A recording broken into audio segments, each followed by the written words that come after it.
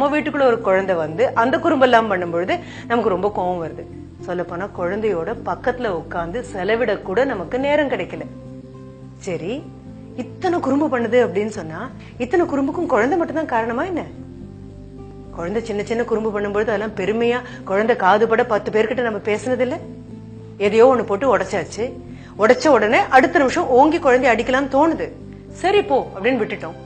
வீட்டுக்கு வர விருந்தினர்கிட்ட எவ்வளவு பெரிய ஒரு கேமராவை குழந்தை எடுக்காதுன்னு சொல்லி போட்டு உடைச்சிட்டான் சார் அப்படின்னு கண்ணுல பெருமிதம் பொங்க நீங்க சொல்றது குழந்தை பக்கத்துல இருந்து கேட்டுட்டேதான் இருக்கு. ஒரு பாட்டில தொடாதேன்னு சொல்லும்போது இந்த பாட்டில தூக்கி கீழே போட்டு உடைச்சதை பார்த்துட்டு நீங்க அதை பத்தி பெருமையா சொல்றது கேட்டுட்டே தான் இருக்கு. சொல்ல போனா எங்க அப்பா ஒரு அடி, அம்மா ஒரு குத்து, பாட்டியை இப்படி திட்டு, தாத்தாவை அப்படி திட்டு, நாம தான் கொஞ்சம் கொஞ்சமா நம்மள அறியாம குழந்தையோடைய இந்த வேண்டாத விஷயங்கள் எல்லாம் வளர்த்து விட்டுருக்கோம்.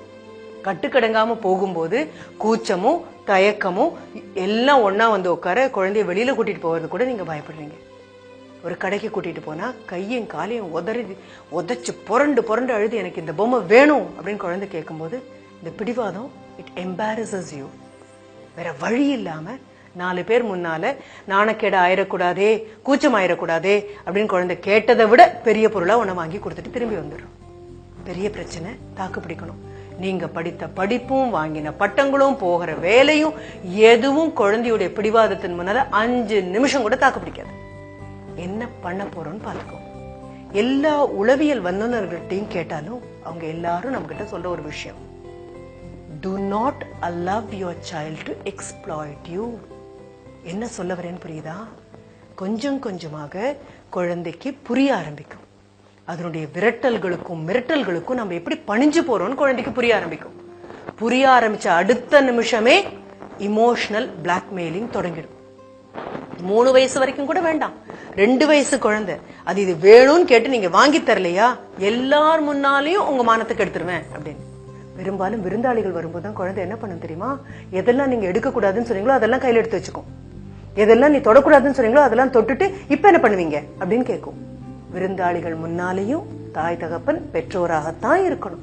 இதை தொடக்கூடாதுன்னு அப்பா சொல்லியிருக்கேன், தொட்டா அப்பாவுக்கு கோபம் வரும். குரல்ல கண்டிப்பு இருந்தா போதும், கடுமை இருக்கணுங்கிற அவசியம் கிடையாது. கண்டிப்பா கண்ணு பார்த்து சொல்லுங்க. குழந்தை 2 நிமிஷம் முயற்சி பண்ணும். 3வது நிமிஷம் அப்பா என்ன சொல்றாரோ அது சத்தியம் புரிஞ்சுதுன்னு வைங்க, அமைதியாயிரும் குழந்தை. இதுதான் நாம பண்ண வேண்டியது. ஆனா நம்ம கூச்சப்படுறோம். சரி, அப்பா மாட்டேன்னு சொன்ன அடுத்த நிமிஷம் அம்மா பாஞ்சு ஓடி வராங்க. குழந்தை மனசு பொக்குன்னு போயிருங்க, ஏதாவது கொடுத்துருங்க அப்படின்னு சொல்றாங்க. தாயும் தகப்பனும் ஆளுக்கு ஒரு பக்கம் பிரிஞ்சு நின்னா குழந்தைய சரியான பாதையில நம்மளால நடத்தி கூட்டிட்டு போக முடியாது. சரி, அம்மா அப்பா கண்டிப்பா இருக்காங்க.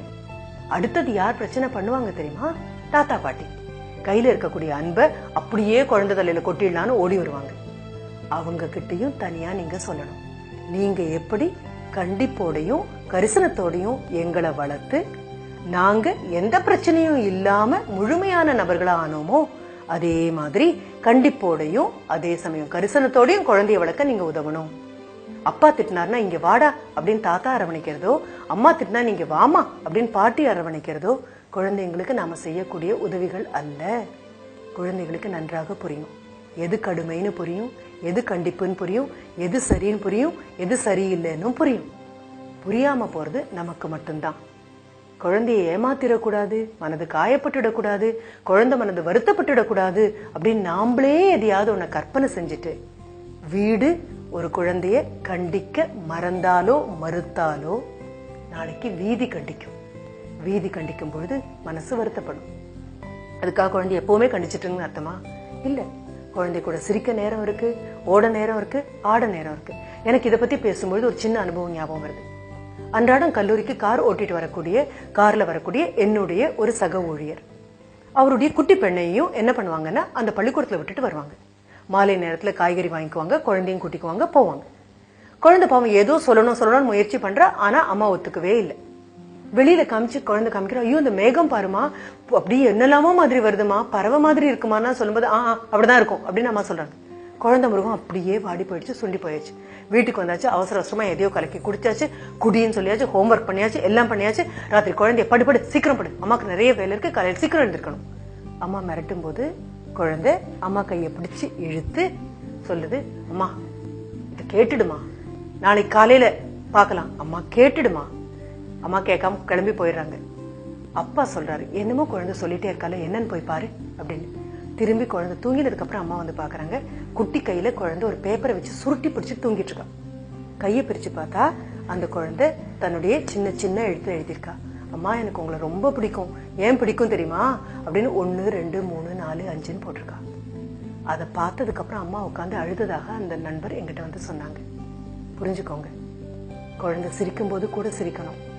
குழந்தை மனது கஷ்டப்படும் போது கண்டிக்கக்கூடிய நல்ல ஆரோக்கியமான சிந்தனை உள்ள தாய் தகப்பனா இருந்தோம் அப்படின்னா அப்புறம் குழந்தைங்க 8 வயசு 9 வயசை தாண்டி 15க்கு போகும்போது பயப்பட வேண்டிய அவசியமே இருக்காது. என்ன? வணக்கம்.